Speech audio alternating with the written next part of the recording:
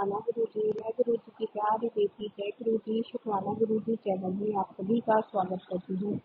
संगत जी, अगर अभी तक आपने हमारे चैनल को सब्सक्राइब नहीं किया तो चैनल को सब्सक्राइब कीजिएगा और बेल नोटिफिकेशन को ऑन कीजिएगा, ताकि जब भी कोई लेटेस्ट सत्संग अपलोड हो तो सबसे पहले जानकारी आपको मिले।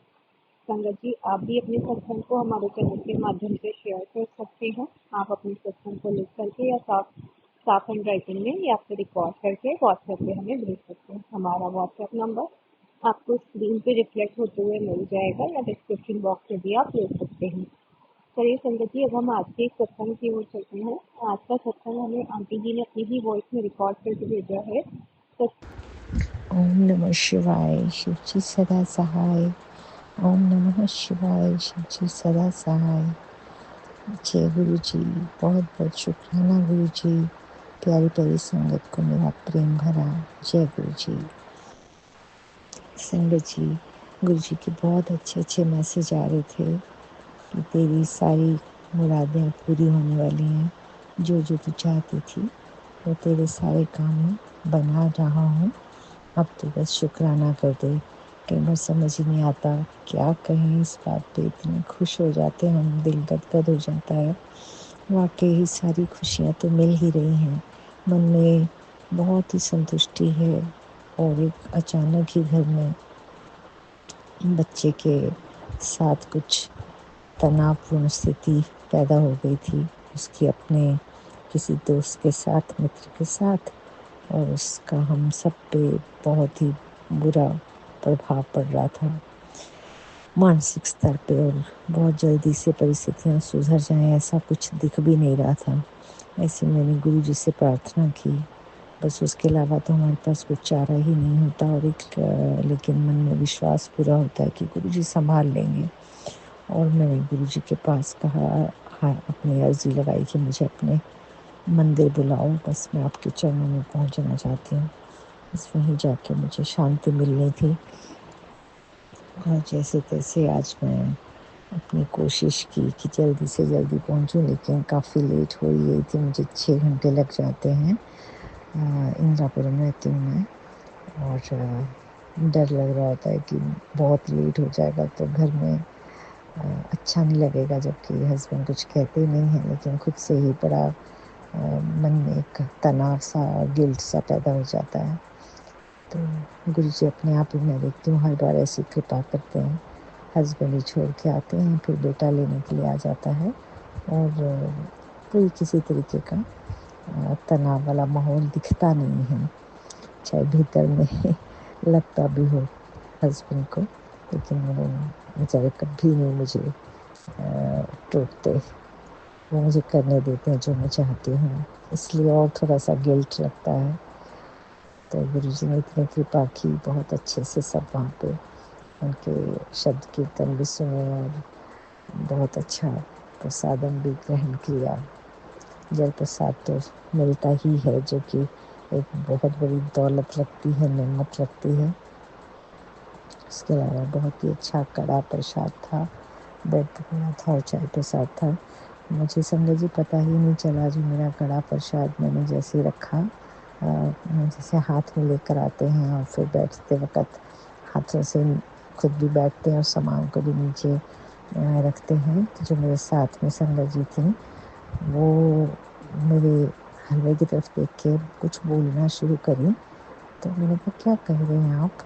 तो मैंने कहा, ये देखिए आप बहुत ब्लेस्ड हो, इसमें 3 लिखा है, ओम लिखा है आपके कड़ा प्रसाद में। और मैं देखा बहुत ही क्लियरली, जैसे वो एक ओंकार लिखते हैं ना, बिल्कुल वो उसमें बिल्कुल धस के काट के जैसे कटिंग करके लिखा हुआ था, बहुत क्लियरली। और ब्रेड पकौड़ा पे भी दिखाया उसने कि इस पे भी ओम लिखा हुआ है। तो मैं तो बहुत हैरान हुई, क्योंकि मेरे तो इन चीज़ों पे ध्यान भी नहीं जा रहे थे। अगर वो संगत जी मुझे ना बताती तो मैं इतनी बड़ी दौलत से महरूम रह जाती, जो गुरु जी ने मुझे मेहरबानी करके मुझे एक तरह से लुटाया मुझ पर ये प्यार। तो बहुत बहुत शुक्राना है गुरु जी आपका, कि मुझे आपने एकदम भाव विभोर कर दिया, आनंद से भर दिया। इतनी ऐसा लगा जैसे क्या खजाना मिल गया है। और वो संगत जी बड़े उससे देख रही थी और मैं तो बिल्कुल आंखें बंद करके खाना शुरू किया। बस मैं ऐसे आनंद के उसमें भी मुझे पता भी नहीं चला कि कब वो मेरे बगल में से उठ करके खा के चली भी गई। और मुझे एक तरह से मतलब आनंद ही लग रहा था। कभी ऐसा नहीं हुआ कि मैं जिनके साथ एंट्री करी हुई हूँ और बात करी हो तो उनके साथ ही ना उठी हूँ, उन्हीं के साथ ही लग जाती मैं भी ना। कुछ नहीं पता होता किधर से आना है किधर से जाना है, कोई ना कोई गुरु जी भेज ही देते हैं। तो संगत जी कब चली गई मुझे पता ही नहीं चला। पर मैं इतनी खुशी से शांति से वहाँ से उठी हूँ और बाहर तक आई हूँ, बस बता नहीं सकती। वो आनंद की सीमा कोई थी ही नहीं। एक और बहुत बहुत शुक्राना करती हूँ मैं उन संगत जी का भी जिन्होंने मुझे ये दर्शन कराए। ये गुरु जी के दिए प्रसाद में क्या और एडिशनल प्रसाद मुझे मिला। तो बहुत बहुत शुक्राना गुरु जी अपने प्यार और आशीर्वाद को दिखाने का। इस गुरु जी घर में फिर से बहुत सारी काली काली चींटियाँ मेरी चीनी के पैकेट्स के अंदर और चीनी के डिब्बे के अंदर भी फिर से बहुत ही भयंकर रूप से आने शुरू हो गई हैं। बस मैं वहाँ से वापस आई तो मेरे चीनी के पैकेट में से 90% वो चींटियाँ जा चुकी थी। मैंने फटाफट उसको डिब्बे में चूड़ीदार डिब्बे में डाल के बंद कर दिया और पानी के डोंगे में रखा हुआ है। लेकिन एक और डिब्बा था जिसमें एक कटोरी भर चीनी थी, जो मेरे रेगुलर डिब्बे में उसमें एकदम इतनी भर भर के चींटियाँ थी जो अभी भी छोड़ने के लिए तैयार नहीं थी। तो गुरु जी को मालूम है, बस मैं थोड़ी सी डरती हूँ, थोड़ा सा मन में वहम आता है क्या ये आशीर्वाद है बड़ों का, पूर्वजों का, पितरों का, या कोई उनकी नाराज़गी है। मैंने पढ़ा था कि क्या क्या साइन होते हैं जिससे पता चलता है पितृ खुश होते हैं। उनमें से एक चींटियों का आना भी था। पर मिश्रित से फीलिंग में हूँ कि क्या ये सही है या नहीं, पर मैं घबरा रही हूँ कि चींटियाँ मरे नहीं, क्योंकि मुझे उन्हें हटाने में उनको पानी में रखना होता है, मरती हैं। बहुत मन में बुरा लगता है। गुरु जी बस इस चीज़ से बचा लें, इस पाप से। उनको भेज दें कि जहाँ से वो आई हैं और मेरे यहाँ पे अपने प्राण ना त्यागें। गुरु जी मुझे नहीं मालूम ये क्या चल रहा है, बस हर चीज़ के लिए बहुत बहुत शुक्राना। और ढेर सारी खुशियों का इंतज़ार कर रही हूँ जो आपने कहा कि आ रही हैं तेरे पास, आ रही हैं तेरे पास।